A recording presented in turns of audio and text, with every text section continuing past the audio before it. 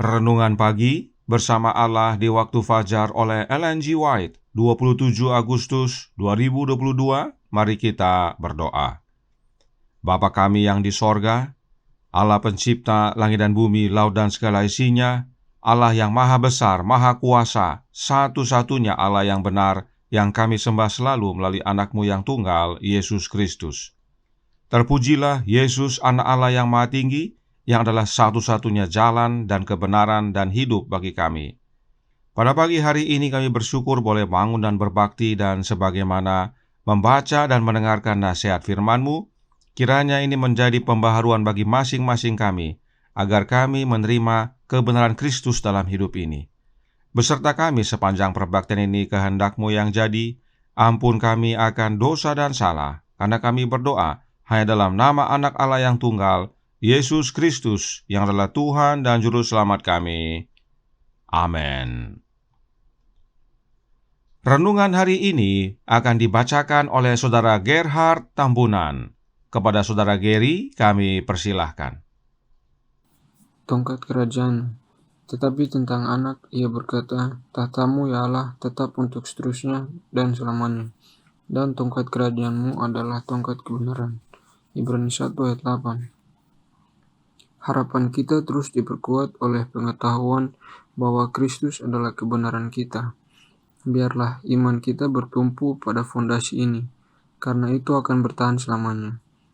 Gantinya berdiam di dalam kegelapan setan dan takut akan kuasanya, kita hendaknya membuka hati kita untuk menerima terang dari Kristus dan membiarkannya bersinar kepada dunia, menyatakan bahwa Dia di atas semua kuasa setan, bahwa lengannya akan mendukung semua yang percaya kepadanya. Semua kuasa diberikan ke dalam tangannya, agar Dia dapat membagikan karunia-karunia yang melimpah kepada manusia, memberikan karunia yang tak ternilai dan kebenarannya sendiri kepada manusia yang tidak berdaya. Ini adalah pesan yang Tuhan perintahkan untuk diberikan kepada dunia. Itu adalah pekabaran malaikat ketiga yang harus diberitakan dengan suara nyaring dan disertai pencurahan roh dalam jumlah besar. Perkembangan segala kemampuan kita adalah kewajiban yang pertama, yang menjadi utang kita kepada Allah dan kepada sesama manusia. Tidak seorang pun yang tidak bertumbuh setiap hari dalam kemampuan dan kegunaan menggenapi maksud dari kehidupan ini. Oleh mengaku mempunyai iman dalam Kristus, kita berjanji kepada diri kita sendiri untuk menjadi pekerja bagi Tuhan, dan kita harus menumbuhkan setiap kecakapan, kederajatan, kesempurnaan tertinggi, agar kita dapat berbuat sebanyak-banyaknya kebajikan yang sanggup kita lakukan. Mereka yang mencari kebenaran Kristus akan memikirkan tema-tema besar keselamatan. Terima kasih atas penata layanan Saudara Geri. Tuhan Yesus memberkati. Selamat pagi saudaraku dalam Tuhan. Selamat Sabat. Pekabaran renungan hari ini merupakan kebenaran yang penting sekali umat Allah pahami. Mari kita baca ayat-ayat berikut ini. Kejadian 49 ayat 10 yang berkata, tongkat kerajaan tidak akan beranjak dari Yehuda ataupun lambang pemerintahan dari antara kakinya sampai dia datang yang berhak atasnya, maka kepadanya akan takluk bangsa-bangsa. Ini adalah doa berkat Yakub bagi Yehuda. Ini adalah nubuatan tentang keturunan Yehuda yang nantinya berhak menerima tongkat kerajaan tersebut. Siapakah dia? Ya, benar, dia adalah Yesus. Yesus adalah keturunan Yehuda yang berhak menerima tongkat kerajaan tersebut. Kemudian, Mazmur 45 ayat 7 dan 8 berkata, tahta-Mu kepunyaan Allah, tetap untuk seterusnya dan selamanya, dan tongkat kerajaanmu adalah tongkat kebenaran. Engkau mencintai keadilan dan membenci kefasikan. Sebab itu Allah, Allahmu, telah mengurapi engkau dengan minyak sebagai tanda kesukaan melebihi teman-teman sekutumu. Ayat ini juga ayat nubuatan, yaitu tentang Yesus Kristus, Anak Allah. Ayat inilah yang dikutip oleh Paulus dalam Ibrani 1 ayat 8 dan 9 yang berkata, "Tetapi tentang anak ia berkata, tahtamu ya Allah, tetap untuk seterusnya dan selamanya, dan tongkat kerajaanmu adalah tongkat kebenaran. Engkau mencintai keadilan dan membenci kefasikan. Sebab itu Allah, Allahmu, telah mengurapi engkau dengan minyak sebagai tanda kesukaan melebihi teman-teman sekutumu." Paulus dengan jelas menekankan bahwa ayat ini tentang anak Allah, yaitu Yesus Kristus, dan yang berbicara adalah Allah Bapa. Allah Bapa dengan jelas menyatakan bahwa anaknya adalah Allah, dan anaknya lah yang memegang tongkat kerajaan, yaitu tongkat kebenaran. Dan memang Yesus adalah Allah, sebab dia adalah anak Allah.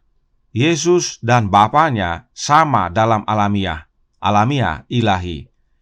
Tetapi perhatikan ayat 9. Allah Bapa berkata kepada anaknya, "Sebab itu Allah, Allahmu, telah mengurapi engkau dengan minyak." Jadi, saudaraku dalam Tuhan, meskipun Yesus adalah Allah, tetapi Yesus masih punya Allah, yaitu Bapanya. Dan hal ini Yesus akui berulang-ulang. Yohanes 20 ayat 17 berkata, kata Yesus kepadanya, "Janganlah engkau memegang aku, sebab aku belum pergi kepada Bapa. Tetapi pergilah kepada saudara-saudaraku dan katakanlah kepada mereka bahwa sekarang aku akan pergi kepada Bapa-Ku dan Bapamu, kepada Allah-Ku dan Allahmu." Yesus akui bahwa Bapanya adalah Allahnya Yesus. Kemudian Wahyu 3 ayat 12 yang berbunyi, "Barang siapa menang, ia akan kujadikan soko guru di dalam bait suci Allahku, dan ia tidak akan keluar lagi dari situ. Dan padanya akan kutuliskan nama Allahku, nama kota Allahku, yaitu Yerusalem baru, yang turun dari sorga dari Allahku, dan namaku yang baru." Ini adalah pengakuan sejati dari anak Allah, bahwa meski dia adalah Allah, sebab dia anaknya Allah, tetapi Yesus tahu dan sadar bahwa dia masih punya Allah, yaitu Bapanya. Itu sebabnya Alkitab sebut Allah Bapa sebagai satu-satunya Allah yang benar. Mengapa kebenaran ini penting sekali kita pahami? Karena Roh Nubuat berkata dalam Kerinduan Segala Zaman buku pertama halaman 181 paragraf 3, "Sebab siapa yang diutus Allah, dialah yang menyampaikan firman Allah, karena Allah mengaruniakan rohnya dengan tidak terbatas." Kristus dapat mengatakan, "Aku tidak menuruti kehendakku sendiri, melainkan kehendak Dia yang mengutus aku." Kepadanya dikatakan, "Engkau mencintai keadilan dan membenci kefasikan. Sebab itu Allah, Allahmu, telah mengurapi engkau dengan minyak sebagai tanda kesukaan melebihi teman sekutumu." Yohanes 5 ayat 30, Ibrani 1 ayat 9. Bapa mengaruniakan rohnya dengan tidak terbatas. Paragraf ini berbicara tentang Yesus Kristus, anak Allah. Dan perhatikan, Roh Nubuat mengutip Ibrani 1 ayat 9, di mana Allah Bapa berbicara kepada anaknya dan mengurapi anaknya dengan minyak. Nah, minyak dalam Alkitab adalah lambang dari Roh Kudus. Itu sebabnya Roh Nubuat mengutip Yohanes 3 ayat 34 yang berkata, "Bapa mengaruniakan rohnya dengan tidak terbatas." Artinya, Bapa mengaruniakan rohnya kepada anaknya dengan tidak terbatas. Dan sebagaimana Yesus nyatakan kepada murid-muridnya dalam Kisah 1 ayat 8, bahwa Roh Kudus adalah kuasa yang sama diberikan kepada Yesus. Itu sebabnya renungan hari ini berkata dalam Bersama Allah di Waktu Fajar, halaman 261 paragraf 2.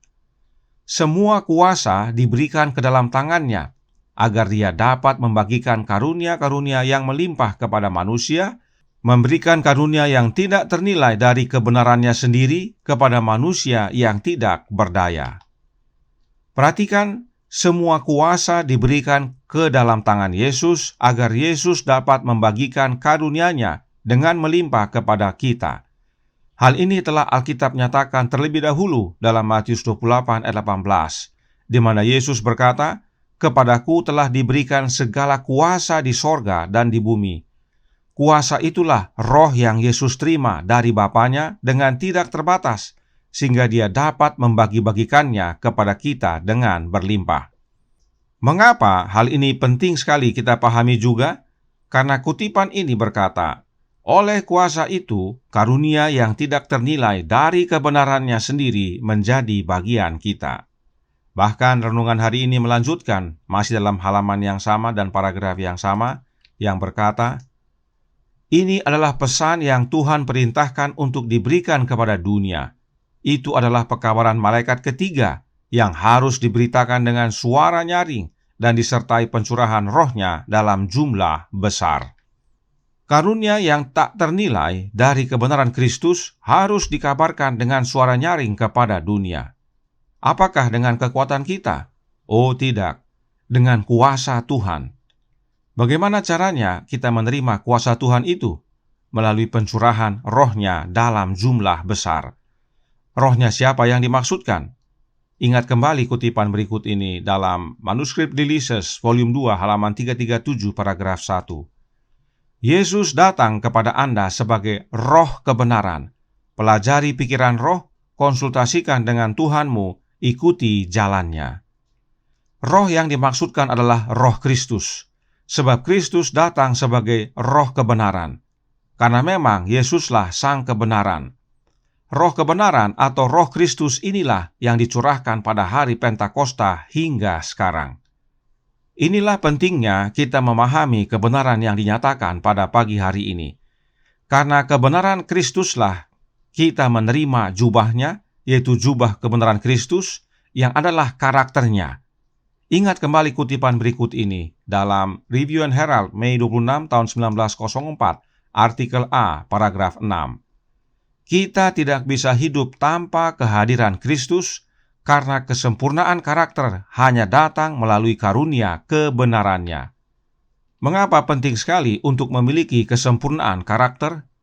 Karena The Review and Herald Juni 11 tahun 1889 paragraf 8 menyatakan, kita harus mencapai kesempurnaan karakter atau kita tidak akan pernah bisa mewarisi kerajaan sorga. Inilah pentingnya memiliki karakter sempurna, dan itu hanya dengan menerima kebenaran Kristus oleh kehadiran rohnya. Nah, bagaimana caranya menerima rohnya Kristus? Renungan hari ini menjawab, bersama Allah di waktu fajar halaman 261 paragraf 1. Gantinya berdiam di dalam kegelapan setan dan takut akan kuasanya, kita hendaknya membuka hati kita untuk menerima terang Kristus dan membiarkannya bersinar kepada dunia, menyatakan bahwa Dia di atas semua kuasa setan. Inilah caranya untuk menerima roh Kristus dalam hidup kita, yaitu dengan membuka hati kita untuk terima terang Kristus. Sebab roh Kristus itulah terang yang menghalau kegelapan. Gospel Workers edisi 1892 halaman 45 paragraf 1 berkata, roh Kristus yang menerangi jiwa digambarkan oleh terang yang menghalau semua kegelapan. Inilah pentingnya kita memahami tentang tongkat kerajaan Kristus, yaitu tongkat kebenaran. Sebab oleh kebenaran Kristus kita menerima kesempurnaan karakternya, dan itulah yang melayakkan kita mewarisi kerajaan sorga atau kehidupan yang kekal. Dan untuk menerima kebenaran Kristus, kita buka hati kita untuk izinkan roh kebenaran, yaitu roh Kristus, untuk menguasai hati kita, dan dengan demikian itulah wujud menerima jubah kebenarannya. Kiranya ini menjadi pembaharuan dan sukacita bagi kita semua. Tuhan memberkati, saya bawa dalam nama Yesus. Amin. Mari kita berdoa. Bapa kami yang di sorga, Allah pencipta langit dan bumi, laut dan segala isinya, Allah yang maha besar, maha kuasa, sumber segalanya, yang kami sembah selalu melalui anak-Mu yang tunggal, Yesus Kristus. Terima kasih atas nasihat yang indah dan penting sekali pada pagi hari ini. tentang tongkat kerajaan Kristus, yang adalah tongkat kebenaran. Sebab memang Yesuslah sang kebenaran, dan kami menerima Dia dalam hidup kami oleh kehadiran Roh-Nya, yang disebut dengan Roh kebenaran dan juga Roh Kristus. Dengan menerima Kristus dalam hati kami, maka kami menerima karunia kebenarannya yang tak ternilai. Sebab oleh kebenarannya kami menerima karakternya yang sempurna. Dan dengan memiliki karakter Kristus yang sempurna, itulah yang melayakkan kami untuk menerima kehidupan yang kekal. Inilah pentingnya, ya Bapa, kami memahami kebenaran pagi hari ini. Dan biarlah ini menjadi pembaharuan bagi kami semua. Karenanya, tolong kami, ya Bapa, curahkan Roh Anak-Mu dalam hati ini. Berkuasalah dalam hidup kami, ya Yesus, ubahkan hidup kami. Dan bila mana Engkau datang kedua kali nanti, kami boleh layak menerima kehidupan kekal.